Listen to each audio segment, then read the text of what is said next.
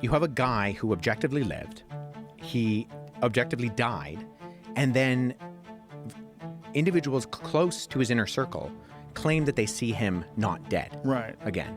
This is a highly unusual activity. In this conversation, world-renowned podcast host Joe Rogan sits down with Christian Bible scholar and historian Wes Huff to ask tough, honest questions about his faith. Joe challenges Wes on the death and resurrection of Jesus, pressing him for real evidence and historical credibility. Rather than avoiding the challenge, Wes responds with clarity and calm reasoning, presenting compelling historical facts that even skeptics find it difficult to dismiss. As the discussion unfolds, Joe listens carefully, open-minded, and genuinely curious, pausing at times in surprise as the strength for the evidence becomes more clear. Along the way, I'll share 2 brief commentaries to help you think more deeply about the bigger picture and reflect on what this means for your own faith journey. Because of this claim that they say they saw Jesus resurrected. Like there's something different that goes on there, that they're like, this is a miracle, right? Dead people don't usually rise from the dead. So what is your personal belief when it comes to the resurrection? What do you think happened? Do you have a belief, or do you just try to interpret the text and try to see what is the message? Well, I think, so as a historian, I do think it is a historical question. You have a guy who objectively lived, he objectively died, and then individuals close to his inner circle claim that they see him not dead. Right. Again.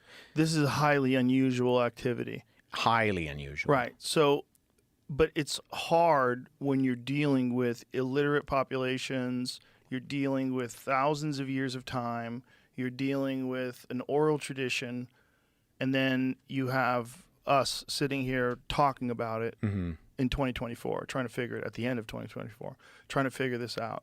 Literally the end. Yeah. Last couple of days. It's very difficult for anybody who thinks of themselves as an intelligent person who's secular to even entertain the possibility that someone died and come back to life. And I get that. But we've already talked about the fact that we don't think that the only thing that exists is matter and motion. We as in you and I, right? Like we believe that there's something else going on in this world that's a little bit crazy. There's something else. And that to, I think, exclude that, I think excludes something that you're kind of putting blinders on for. And you do have, I mean, you're right in terms of all of these ancient conventions and the ways that things were spread around. But the Gospels are written in the lifetime of the eyewitnesses. And they're written in this period of time where you have groups of individuals who could have fact-checked those things. So how do you fact-check someone coming back from the dead?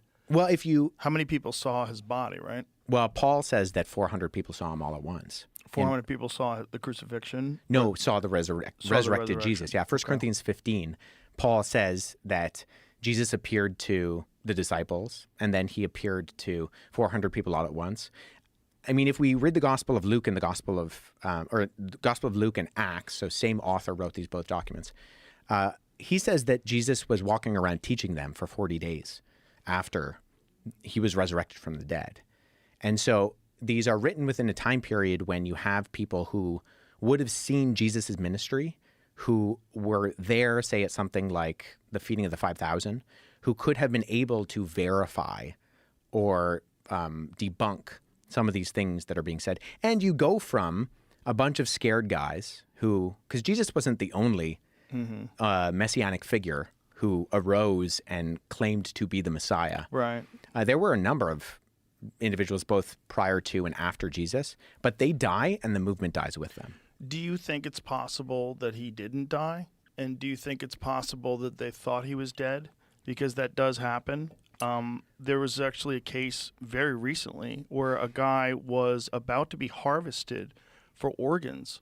They thought he was dead, and this guy started moving again and came back to life. It's a very, very bizarre case because his family had been told that he was going to be harvested for organs. They were preparing for that. And this guy comes back. Yeah, I mean, we know a lot about Roman crucifixion. And Pretty we know brutal. that, and we know that they did their job well. Yeah. And so, in fact, if you look at, say, very skeptical biblical scholars, like non-believing atheist, agnostic, Christian scholars, they will say if we can know anything about Jesus, like they'll cast a doubt on a lot of the things that we read about in the Gospels in terms of the actual historical Jesus of Nazareth. They'll say one thing we can be sure of is that he died by crucifixion under Pontius Pilate.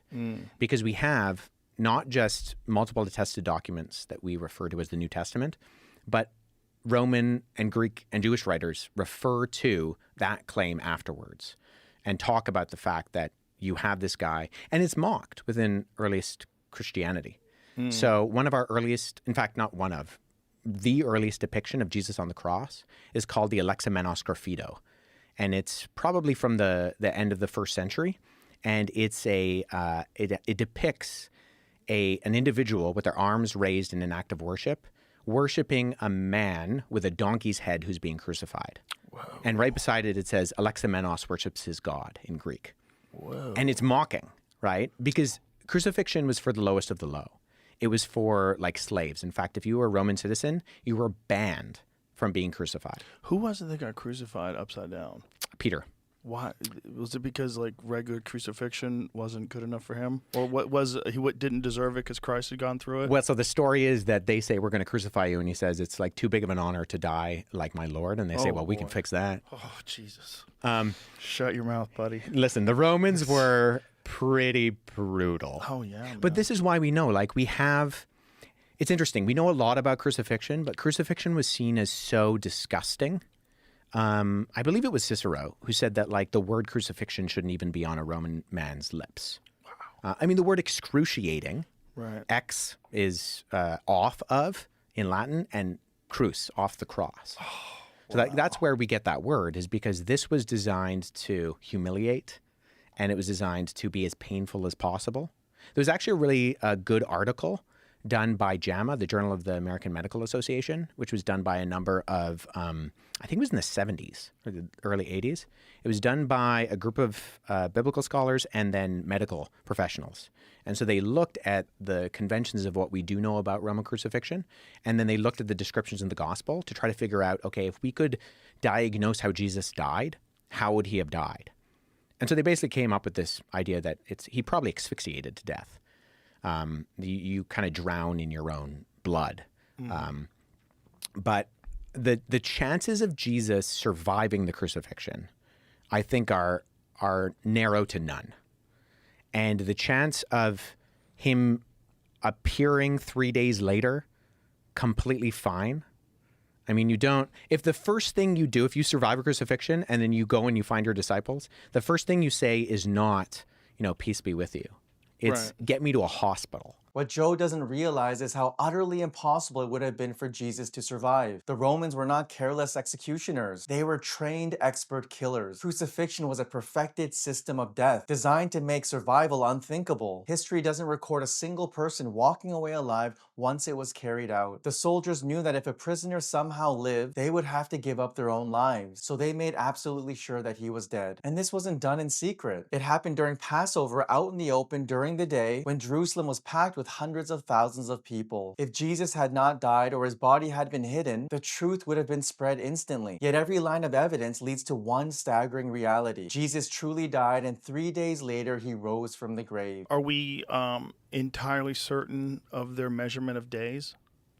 So this is an interesting question because of the differences between when the Gospel of John says Jesus died compared to the Synoptics, because John appears to be using the Roman convention of counting time, and the other Gospels, when they describe the timing, appear to be using the Jewish ones. And actually, if you correlate between the two, they match up pretty well. So the thing is, with Jews, any part of a day was considered a day. So 3 days and 3 nights becomes almost an idiom for any part of that day is the day. So if Jesus, and because they count evening and morning, evening to morning is the day, it's very possible that it wasn't like how we would think of 3 24-hour days, especially if he dies on Friday and wakes up on Sunday. So that would actually make it less time than more time. Yeah. So it's not like he had recovery time. Oh, no, he didn't have recovery That's time. what I'm saying. That's what I'm kind of getting. It's not like it was 3 days, it was actually 3 months. Oh, no. Yeah. So, no, not like so that. then 400 people saw him afterwards. That's the claim that Paul makes. Paul makes this. Yeah. And how many different people have some sort of a recollection or a writing or something that's attributed to them of being witness to his resurrection?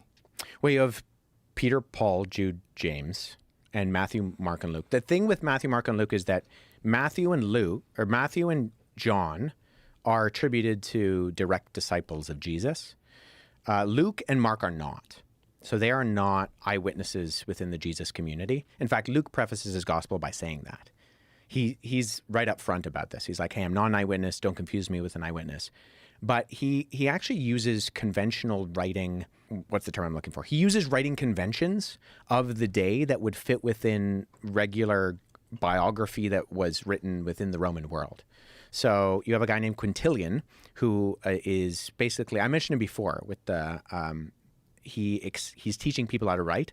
And he says that if you're going to write biography, you need to be interviewing eyewitnesses and you can't be too far away from the event to be able to write these things. And Quintilian, Lucian, and Josephus, who are all these very prominent ancient biographers and writers of history, have a lot of crossover in the way they describe how you should write history with the words that Luke uses at the beginning of his gospel, where he says, I'm interviewing eyewitnesses and I'm writing up an orderly account. And so he's saying, I'm going to use these methods that are expected as good history of my day. I'm not an eyewitness, so I'm going to try to find the people who are eyewitnesses, and I'm going to try to encapsulate this within a document that communicates what is being written. Joe asks, what evidence do we have from people who claim Jesus was alive? Wes explains that the strongest evidence that we have comes from the Gospel of Matthew, Mark, Luke, and John. Luke followed the historical standards of his day, investigating every account, interviewing eyewitnesses, and verifying the details so readers could know the truth. These aren't myths or legends, but credible testimonies of those who saw the risen Christ. Many eyewitnesses were still alive when the Gospels were written. Jesus appeared to over 500 people and continued revealing himself over 40 days before his ascension. Luke's gospel was written about 30 years after the resurrection, when the truth could still be confirmed. The evidence was clear, reliable, and grounded in history. So we have an account of the resurrection. Do we have an account of the denial of the resurrection? Is there an historical record of him just dying and this, like a refutal or a rebuttal rather to what they're saying? No, the only ones from the ancient world that deny his resurrection are groups that come on afterwards that sometimes are described as Gnostics, and they're not necessarily just denying it for the reasons we might think they were. They're denying it because they have incorporated ideas of pagan philosophy, where they believe that the spiritual is good and the physical is bad. So if Jesus was crucified, let me back up. If Jesus is God, he cannot have a physical body. So they deny that he actually had a physicality to him. This is sometimes called Docetism, because dokein in Greek means to seem. So these groups that we describe as the docetics, they are denying that Jesus had a physical body. He only seemed to have a physical body. And they wrote documents later on. So the Gospel of Peter, which comes around in 2nd, 3rd, 4th centuries, is being written, and it has Jesus kind of chilling on the cross because he's not really physical, because he's divine, and physical entities don't have physical bodies. So we don't actually get like a concrete denial of his resurrection in that way until you get things like the Gospel of Barnabas in the Middle Ages, which is it's actually the document that Billy brought up to me in the conversation we had, is the evidence that Jesus was never crucified, the Gospel of Barnabas. Well, Gospel of Barnabas is 15th century. It paraphrases Dante's Inferno. It's not an ancient document. So, but in the ancient world, nobody really had that big of a problem with these kind of supernatural claims. The more of the kind of skepticism was why you would worship a crucified individual to begin with. Wow. So they were less surprised that he was resurrected. Or that you would worship a crucified like teacher was just seen as silly. Because it's so humiliating to be crucified. Yeah. And that like a God would let himself go through this. Right. Like what are you talking about? In fact, the ancient world didn't really have a problem with supernatural events. There is an ancient writer who mocks Christianity, and he particularly mocks Christianity in saying that, of course, Jesus did miracles because Jesus had a childhood in Egypt. And he goes, all of those Egyptians are magicians anyways. So he just learned the magic when he was a child.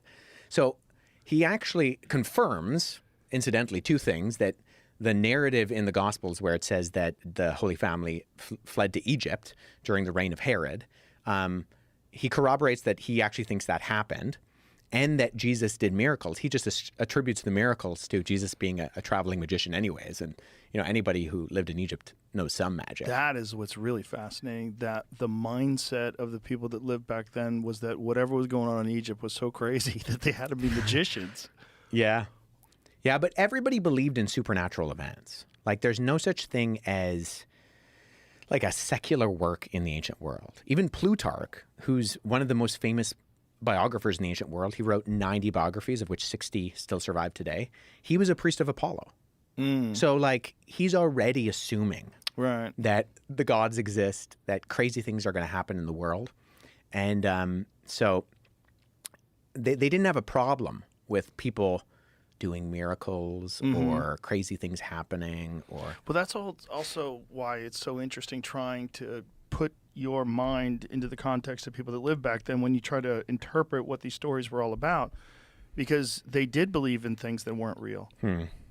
So when they talk about this thing that we're supposed to believe is real, when you have all this evidence that they believe things that aren't true, it's interesting, right? Because, like, you're now saying, yeah, but this one really was true.